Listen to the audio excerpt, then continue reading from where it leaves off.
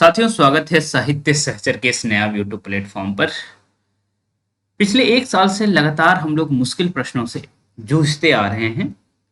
अब थोड़ा सा हल्का प्रश्न करने का समय आया है। उसके पीछे कारण ये है कि ईएमआरएस और केवीएस का भी एग्जाम होने वाला है, मेंस का। ओके, 22 तारीख को आपको पता है कि ईएमआरएस मेंस है और 28 को आई थिंक केवीएस मेंस है, तो दोनों के साथ ही हमारे साथ जुड़े हुए हैं। ओके, हालांकि मूल रूप से हमारे साथ बीपीएससी टीआरई 4 के साथ ही हिंदी साहित्य और जेएस के लिए जुड़े हुए हैं। तो सभी को ध्यान में रखते हुए एक 10 दिनों का रिवीजन टेस्ट सीरीज मैं शुरू करने जा रहा हूं। जो भी प्री इनरोल्ड साथी हैं किसी भी टेस्ट सीरीज में या किसी भी बैच में, है ना, जिसमें टेस्ट सीरीज बिल्कुल मुफ्त था, ओके, उनको फिर से इनरोल करने की जरूरत नहीं है इस टेस्ट सीरीज में। जो नए साथी हैं आज मतलब 9 मार्च और 10 मार्च को इनरोल करेंगे तो पहली बार टेस्ट सीरीज पर भी 40% मैंने ऑफ कर दिया है, मतलब तकरीबन 60 रुपए के आसपास में, है ना। आप किसी भी टेस्ट सीरीज से जुड़ सकते हैं, चाहे टीआरई 4 के टेस्ट सीरीज से जुड़ना हो, नेट जेआरएफ के टेस्ट सीरीज से जुड़ना हो या इस टेस्ट सीरीज से जुड़ना हो, किसी से भी जुड़ना हो, साहित्य सहचर ऐप पर जाके जुड़ सकते हैं। ओके, और मैं चाहूंगा कि जो केबीएस एनवीएस या ईएमआरएस के साथी हैं, बीपीएससी टीआरई 4 के साथी हैं, इसी टेस्ट सीरीज से जुड़ जाएं। ओके, तो चलिए हम मिलते रहेंगे, लेकिन अब हम देखते हैं सिलेबस हमारा क्या रहने वाला है इन 10 दिनों का। मैं पहली बार लिख के लाया हूँ ओके, और ये डायरी मुझे बहुत पुराना डायरी मिल गया, तो मैंने सोचा कि चलो इसका कुछ प्रयोग किया जाए। तो पहली बात, आप अच्छे से अपने कॉपी पर नोट कर लेंगे या फिर इस वीडियो को अलग से सेव कर लीजिएगा एक जगह अपने मैसेज में या कहीं भी करके, कि बार बार आपको देखना पड़े तो आप डेट वाइज देख सकते हैं या फिर लिख सकते हैं। ठीक है, चलिए एक बार मैं समझा देता हूं क्या प्लान रहने वाला है। थोड़ा सा मुश्किल हो सकता है, चैलेंजिंग हो सकता है, प्रश्न का लेवल जो है मैं इस बार इजी रखने जा रहा हूं, प्रश्न संख्या मैं बढ़ा दूंगा, कोशिश करूंगा कि पर डे 40 प्रश्न पूछे जाएं। ओके, तो ज्यादा अच्छा रहेगा आप लोगों के लिए, है ना। विशेष तौर पे ईएमआरएस के साथियों के लिए तो और अच्छा रहेगा, केवीएस के साथियों के लिए अच्छा रहेगा, पर प्रश्न का लेवल मैं थोड़ा सा डाउन करूंगा। जो मुश्किल प्रश्न का लेवल था, जो 45 डेज का टेस्ट सीरीज आपने देखा था, उसमें बहुत मुश्किल मुश्किल प्रश्न पूछे गए थे।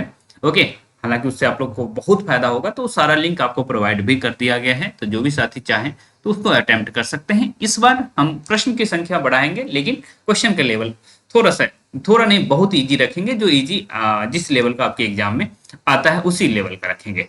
तो चलिए हम शुरू करते हैं 9 मार्च से लेकर के 20 मार्च का रिवीजन टेस्ट सीरीज का सिलेबस। आदिकाल पढ़ना है आपको सरस्वती पांडे से, और इतिहास लेखन परंपरा पढ़ लेना है सरस्वती पांडे से। कुल मिलाकर बात हुई कि 67 से 94 पेज तक आज ही पढ़ लेना है। ठीक है, दूसरी बात है कि व्याकरण आप जब वासुदेव नंदन का उल्टाएंगे तो उसमें चैप्टर 4 अध्याय 4 का सब चैप्टर संज्ञा है। संज्ञा के अंतर्गत 72 से 75 पेज पढ़ लीजिएगा, पूरा का पूरा संज्ञा उसी में कंप्लीट हो जाएगा। हालांकि लिंग वचन ये सब मैं छोड़ रहा हूँ, अभी मेरे दृष्टि में सिर्फ और सिर्फ जो है जो बहुत इंपॉर्टेंट सेक्शन है उसी पर मेरा फोकस है। हालांकि लिंग आता ही है हर एग्जाम में, पर उस पर अभी बात करने का समय नहीं है। ठीक है, जो ईएमआरएस के साथी है या केवीएस के साथी हैं, जब आप संज्ञा पढ़ रहे होंगे तो कोशिश ये भी करिएगा कि एक छोटा सा नोट्स बना ले कि हम एग्जाम में कैसे लिखेंगे। ठीक है, पाइदी भी आ गया संज्ञा के भेद के विषय में बात करने के लिए, संज्ञा का डिफिनेशन बात करने के लिए आ जाए तो वो देख लेंगे आप लोग। ठीक है, तो 72 से 75 आप समझ गए, ये वासुदेव नंदन और सृष्टि पांडे। बस आज का सिलेबस यही रहेगा। 10 मार्च को क्या करना है, क्योंकि एक ही बार मैं सिलेबस बना देना चाहता हूँ, कारण यही कि दिन पर डे हमें सिलेबस बनाने का अभी बहुत समय नहीं है।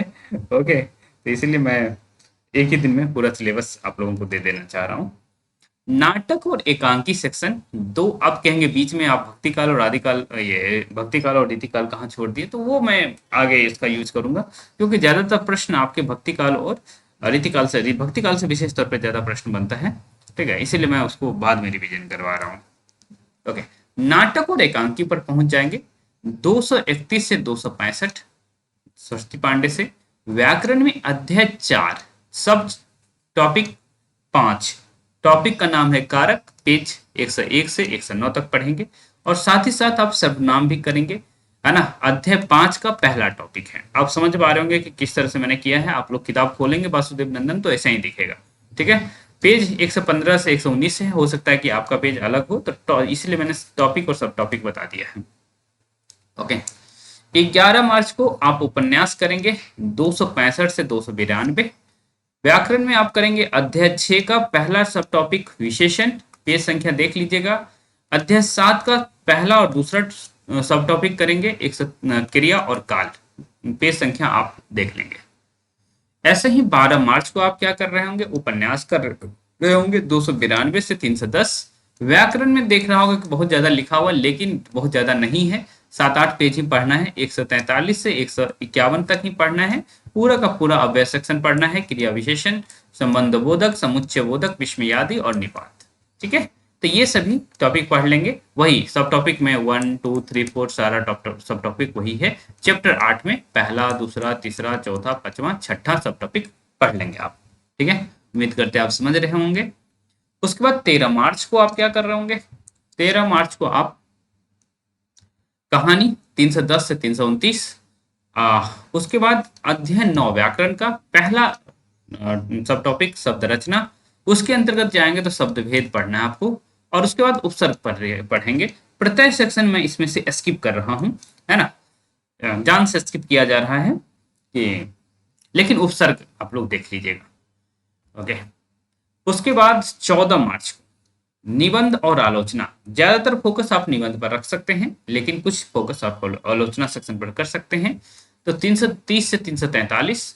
अध्याय 3 व्याकरण में पहला वाक्य, दूसरा पदबंध, तीसरा वाक्य उपवाक्य, चौथा वाक्य भेद, है ना, बहुत ज्यादा नहीं है, 212 से 218 में ही निपटा दिया गया है। तो बस दिख रहा है कि ज्यादा लिखा हुआ है, लेकिन ज्यादा नहीं है। ठीक है, 16 मार्च को आप जो टॉपिक लिखा है बस उतना पढ़िएगा। आत्मकथा, जीवनी, रेखाचित्र, संस्मरण 359 से 371, और एक पेज संस्मरण 373 पर उसको देख लीजिएगा। और 10 व्याकरण में वाक्य अशुद्धि वाला जो सेक्शन है उसको पूरा कर लीजिएगा, कुछ ज्यादा है इसलिए केवल एक टॉपिक है। 17 मार्च को क्या कर रहे होंगे आप, 17 मार्च को भक्ति काल पढ़ेंगे आप 94 से 118। भक्ति काल को 2 हिस्सों में मैंने बांट दिया है ना, कुल मिलाकर के आई थिंक 49 पेज आ रहा था, तो 24 पेज यहाँ पढ़ रहे होंगे आप, 24 पेज यहाँ पढ़ेंगे। ठीक है, तो जो है 94 से 118। और इधर व्याकरण में पर्यायवाची वो कहाँ आ जाएगा, तो अध्याय 11 उल्टाएंगे, है ना, अर्थ विचार करके जो टॉपिक दिया हुआ है उसका सब टॉपिक पर्यायवाची तीसरा है, और 5वां अनेकार्थक है, उन दोनों को कर लीजिएगा। 18 मार्च को आप देख रहे होंगे भक्ति काल 118 से 143, है ना, अध्याय 11 ही करना है, लेकिन उसका टॉपिक जो है 6ठा और 7वां कर लीजिएगा, विलोम और श्रुति है उसको कर लीजिएगा। और 19 मार्च जो लास्ट है आपका, उस दिन रीतिकाल पढ़ रहे होंगे और मुहावरे और लोकोक्तियां पढ़ेंगे। रीतिकाल का सरस्वती पांडे से, मुहावरा वासुदेव नंदन से, है ना, और ये तो आप खोज ही लेंगे, इसलिए मैंने इसका सब टॉपिक संख्या नहीं लिखा है। ओके, देख लीजिएगा। 20 मार्च को मॉक टेस्ट होगा, मतलब मैं कहीं से भी पूछ सकता हूँ। तो इस तरह से आपका 10 दिन का सिलेबस तैयार है, इसी हिसाब से पढ़ लीजिए, चाहे आपको टीआरई 4 देना है, चाहे आपको EMRS देना है, KVS देना है, यूपी ये TGT PGT देना है। बहुत लोग, मतलब बहुत साथी यूपी LT मेंस में इसीलिए जुड़ गए हैं कि जो है उन्हें TGT PGT भी देना है। ओके, तो खैर जो भी स्थिति है, हाँ, ज्वाइन करना चाहते हैं तो भाई आज और कल जुड़ सकते हैं, है ना। हालांकि सारे कोर्स पर मैंने 40% ऑफ कर दिया है, इंडिया कूपन लगा देंगे तो आपका, क्योंकि इंडिया जीती है इस वजह से मैंने 40% ऑफ कर दिया है। तो चलिए हम लगातार मिलते रहेंगे आपसे, और मैं एक ही दिन में सिलेबस बना दिया तो बेहतर है आप लोगों के लिए भी, बार बार टॉपिक नहीं देखना पड़ेगा, एक ही दिन में आप सब कुछ कर लेंगे। ओके, जो भी साथी हैं EMRS KVS वाले साथी, जिनको 75 टेस्ट सीरीज का लिंक भेज दिया गया है, तो उनको भी अच्छे से कर लेंगे। ठीक है, तो चलिए लगातार हम मिलते रहेंगे ऐसे ही।